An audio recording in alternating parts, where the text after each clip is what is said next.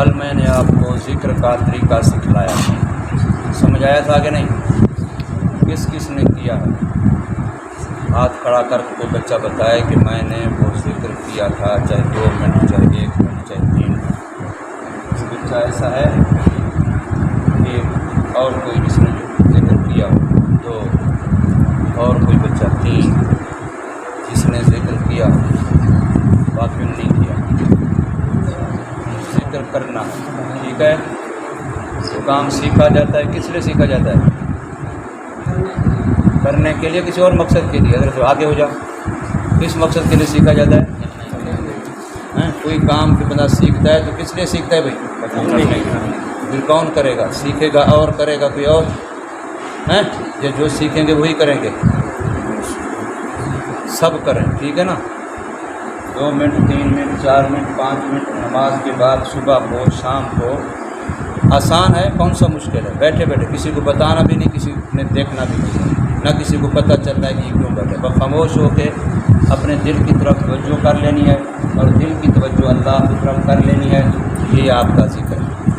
2-4 minute اس طریقے سے بیٹھ جائیں، سمجھ آئی؟ سارے بچے یہ ذکر کریں، اس سے تمہیں کتنا فائدہ ہوگا تم اندازہ نہیں لگا سکتے۔ اگر تمہیں روزانہ شام کو 1000 روپیہ دے دیا جائے، وہ فائدہ کچھ بھی نہیں ہے اس کے مقابلے میں اگر تم 5 منٹ یہ ذکر کر دو۔ یہ فائدہ ہزاروں سے زیادہ ہے، لیکن ہم پاگل ہیں، ہمیں 1000 کا فائدہ نظر آتا ہے اور ہمیں اللہ کی یاد ذکر کا فائدہ نظر نہیں آتا، جبکہ ہم تو وقف ہیں اللہ کے لیے۔ کوئی تقاضا نہیں ہے، کوئی اور ضرورت نہیں ہے، کوئی اور مجبوری نہیں ہے، کوئی اور کام کاج ایسا نہیں ہے جو ہمیں بلا رہا ہو کہ جلدی نکلو، یہ کام کرنا ہے، وہ کام کرنا ہے۔ ہم نے تو سب کچھ چھوڑا ہے اللہ کے لیے، ماں باپ چھوڑے، وطن علاقہ چھوڑا، بہن بھائی چھوڑے، یار دوست احباب چھوڑے، سارے اپنے آرام کو، مرضی کا کھانا پینا چھوڑا، یہ ساری چیزیں چھوڑی ہیں کس کے لیے؟ اللہ کے لیے۔ پھر اللہ کو 5 منٹ نہیں دے سکتے بھائی؟ جس اللہ کے لیے تم نے اتنا قربانی دی ہے، جس اللہ کے لیے اتنا کچھ چھوڑا ہے، اس اللہ کو 5 منٹ دینا مشکل ہے تمہارے لیے؟ نہ تمہارا اس میں خون بہے گا، نہ پسینہ بہے گا، نہ ہڈیاں درد کریں گی، نہ تھکان ہوگی، نہ کوئی وزن اٹھانا پڑے گا، نہ کوئی اور زور لگانا پڑے گا، نہ کوئی پیسے خرچ ہوں گے۔ بس صرف آپ نے خیال کرنا ہے کس کا؟ کہ میرا دل کہہ رہا ہے اللہ اللہ اللہ، میرا دل کہہ رہا ہے، اور دل کا کہا ہوا میں اپنے خیال کے کان سے سن رہا ہوں۔ میرا دل کہہ رہا ہے اور میں اپنے دل کا کہا ہوا اپنے خیال کے کان سے سن رہا ہوں۔ تو یہ عادت دل کو ڈلوانی ہے۔ جامعہ اشرفیہ ایک مدرسہ ہے لاہور کے اندر، اس کو بنانے والے مفتی محمد حسن صاحب امر تصری رحمۃ اللہ تعالیٰ علیہ، جس نے پہلے مدرسہ شروع کیا تھا، اب تو ان کے پوتے پڑ پوتے ہیں۔ مفتی حسن صاحب امرتسر انڈیا کے اندر ایک شہر ہے، وہاں سے وہ ہجرت کر کے آئے تھے، اس لیے ان کہتے مفتی حسن صاحب امرتسری۔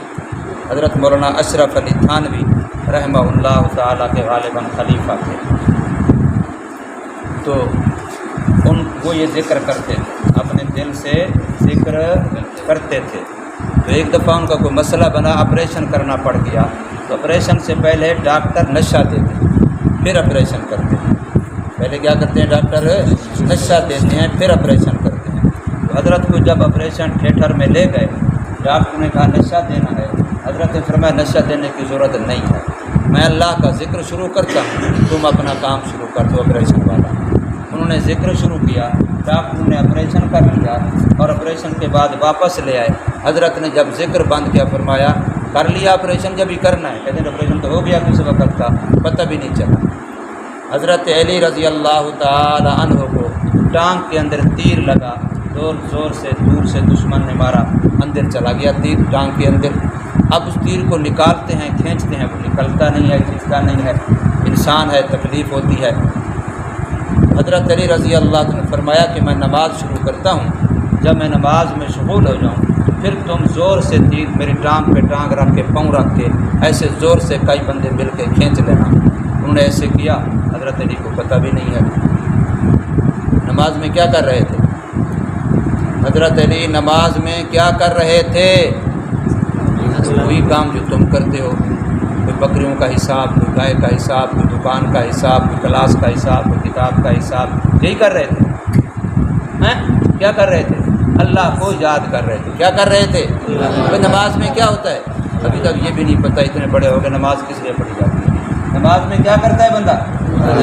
قرآن کے اندر ہے جس کے تم حافظ ہو، اقم الصلاۃ لذکری، نماز قائم کرو میری یاد کے لیے۔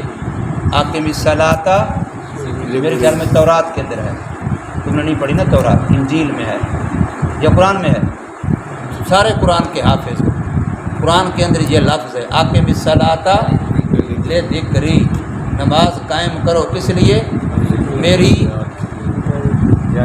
یاد کے لیے۔ تم اس لیے نہیں بولتے کہ تم نماز میں خدا کو یاد کرتے ہی نہیں ہو، تمہیں تو کوئی اور یاد ہوتا ہے، اس لیے تم کہتے ہو ہم نے تو وہ نماز آج تک ایک بھی نہیں پڑھی جس میں خدا کو یاد کریں، ہم تو کوئی اور بہت ساری چیزیں ہیں یاد کرنے کی، ان سے فرصت ملے گی، ان کی لسٹ ختم ہوگی تو پھر خدا کا نمبر آئے گا، ابھی تو یاد کرنے کو اور بہت ساری چیزیں ہیں۔ سمجھے حضرت صاحب؟ تو نماز میں کیا کر رہے تھے حضرت علی رضی اللہ تعالیٰ عنہ؟ اللہ کو یاد کر رہے تھے۔ تو اللہ کی یاد کی وجہ سے اپنے آپ سے اتنا غافل تھے، اپنے آپ کو اتنا بھول گئے تھے، اپنے آپ سے اتنا دور چلے گئے تھے کہ آپریشن کر لیا، ٹانگ سے تیر نکال لیا، ان کو پتہ نہیں ہے۔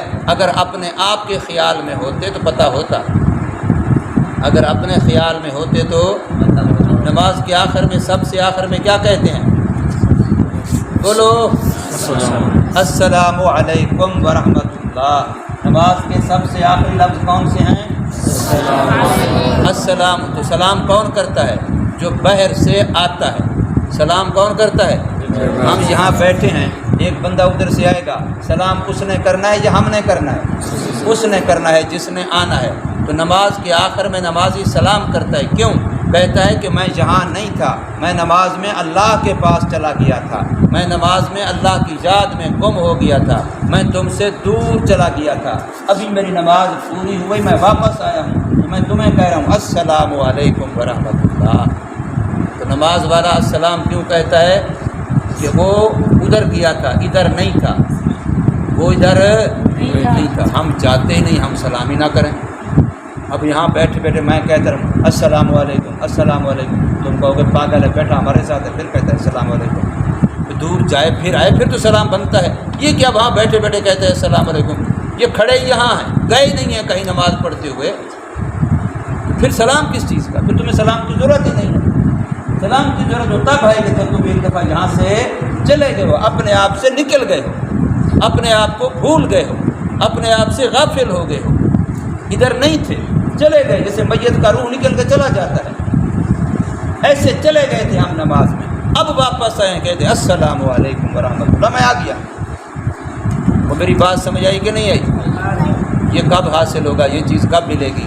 جب ذکر کرو، جب ذکر کرو گے، جب انسانوں والی زندگی کی طرف آؤ گے، اس حیوانوں والی زندگی سے نکلو گے، تو پھر مقصد حاصل ہوگا، پھر پڑھنے کا فائدہ بھی ہوگا، پھر قرآن کے انوارات، نبی پاک صلی اللہ علیہ وسلم کی برکات، یہ ساری چیزیں میں نے کہا تھا نا کل، یہ ریسیونگ سینٹر ہیں، تو پھر یہ قرآن کی برکات کو وصول کریں گے، قرآن کے انوارات کو وصول کریں گے، نماز کی برکتیں، نماز کی رحمتیں پھر سینہ وصول کرے گا۔ اگر اس کے اندر وصول کرنے کی صلاحیت ہی نہ ہو، یہ ریسیونگ سینٹر بند ہوں، یہ ریسیونگ سینٹر بجھے ہوئے ہیں، پھر کیا ملے گا؟ کچھ بھی نہیں ملے گا۔ اب ٹکرے ہیں، پھر ٹکرے ہیں، بس اوپر اٹھ رہے ہیں، بیٹھ رہے ہیں، ٹکرے مار کے جا رہے ہیں، سمجھے؟ صورت صلاۃ نہیں بنانی، حقیقت صلاۃ بنانی۔ صورت صلاۃ کافی نہیں ہے، کیا کرنی ہے؟ حقیقت صلاۃ۔ ایک بندہ دیوار کے اوپر بڑی ساری دیوار بنوا لے، 15 20 50 60 فٹ کی لمبی ساری، اوپر نیچے چوڑی دیوار بنوا لے، اس کے اوپر بڑا رنگ روغن کروا کے وہاں ہری بڑی کپاس لگی ہو، گنا لگا ہو، فلاں فلاں فصلیں گندم ہو، فصلیں لگوا دینا وہاں تصویر میں، اور ٹریکٹر چل رہے ہوں وہاں، اس کے اندر بور چل رہے ہوں، اندر کھالیں لہریں بہہ رہی ہوں، پھر جو بھی ہے کہے دیکھا میری فصلیں، دیکھے میرے ٹریکٹر، دیکھا میرا زمیندارہ، دیکھی میری نہریں۔ تو بتائیے ان دیوار والی فصلوں سے سال کے بعد اس کو کتنا اناج آئے گا؟ بولو بھائی، وہاں سے کتنا فصل کما لے گا بھائی؟ کتنا گنا بیچ لے گا، کتنی کپاس بیچ لے گا، کتنی گندم، ملے گا کچھ؟ کیوں؟ وہ صورت ہے، وہ حقیقت نہیں ہے۔ تو صورت سے کچھ نہیں ملتا، صورت سے حضرت صاحب کہیں میرے ابو میری شادی کی ضرورت نہیں ہے، میں نے ایک لڑکی کی تصویر رکھی ہوئی ہے، میں دیوار میں لگا دیتا ہوں، بس وہ میری بیوی ہے، وہاں بچے بھی ہو جائیں گے، گھر بھی بس جائے گا، بیٹے پوتے نواسے ہوا، مزہ آ جائے گا، بن جائے گا۔ ملے گا کوئی فائدہ اس بیوی سے جو دیوار پہ لگی تصویر ہو؟ نہیں ملے گا نا۔ پھر یہاں کیسے نماز کی صورت سے خدا مل جائے گا، نماز کی صورت سے ثواب مل جائے گا؟ کچھ بھی نہیں ملے گا۔ نماز کی حقیقت بناؤ، اور حقیقت کس سے بنے گی؟ جب دل اللہ کو دو۔ حقیقت کس سے بنے گی بھائی؟ جب دل، یہ دل اللہ کا گھر ہے، یہ کعبۃ اللہ ہے۔ میں نے کل پرسوں یہی کہا تھا کہ ساری دنیا کا جیسے ایک کعبہ ہے، اس جسم کا بھی ایک کعبہ ہے، اور وہ کون ہے؟ دل۔ کعبہ اللہ کا گھر ہے کہ نہیں؟ کعبے پر اللہ کی تجلیات ہیں کہ نہیں؟ وہاں تو تجلیات ہیں، اس میں اللہ کہتا ہے میں خود آپ رہتا ہوں۔ اس لیے مومن کا دل کعبے سے افضل ہے۔ کعبے کی توہین کر دو گناہ تھوڑا ہے، کسی ایمان والے کے دل کی توہین کرو گناہ زیادہ ہے۔ گرا دے جو گرانا ہے، ٹھا دے جو ٹھانا ہے، سمجھے؟ توڑ دے جو توڑنا ہے، لیکن کسی مومن کا دل نہ توڑنا، کسی مومن کا دل نہ توڑنا۔ یہ تب ہے جو مومن کا دل ہو نا، اللہ کا گھر ہو۔ اگر دل ہی بت خانہ ہو، دل کے اندر ہی دنیا بسی ہوئی ہو، دل کے اندر بھی چیزیں رکھی ہوئی ہوں، پھر وہ تو لیٹرین ہے، وہ تو گندگی کا گھر ہے، وہ تو بدبودار ہے۔ اس دل میں، دل سے کچھ نہیں ہوتا۔ جس دل میں اللہ بستا ہو، جس دل میں اللہ فرماتے ہیں دل میرے لیے ہے، اس میں میں رہتا ہوں۔ اور اللہ بڑی غیرت والی ذات ہے، اللہ بڑی، اگر دل میں کوئی اور آ گیا اللہ کہتا ہے سلام، پھر تو جان تیرا دل جانے، میں نہیں آتا اس دل میں، میں اسی میں آتا ہوں جو خالص میرا۔ شرکت کو دوسرا بھی میرے ساتھ بھائیوال بن جائے دل میں، تو اللہ اس دل میں نہیں آتا۔ اللہ پاک ہمیں سمجھ نصیب فرمائے، عمل کی توفیق۔